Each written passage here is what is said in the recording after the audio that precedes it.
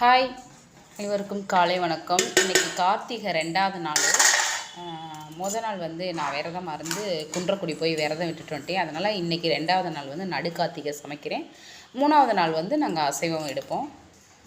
சாதம், தயிர், மாங்காய் பச்சடி. மாங்காய் பச்சடி எனக்கு ரொம்ப பிடிக்கும். இது வந்து காலிஃப்ளவர் ஃப்ரை, சக்கரை பூசணி பொரியல், பீக்கங்காய் கூட்டு, கத்திரிக்காய் மாங்காய் போட்டு சாம்பார், அப்பளம் பதுத்திரம்னு கவரில் எடுத்து வச்சுருக்கேன். அப்புறம் பாருங்கள், பாயாசம்,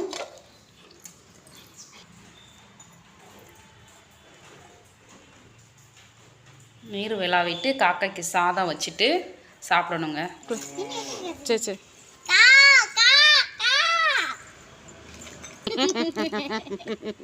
சாப்பிடுங்க மேடம்.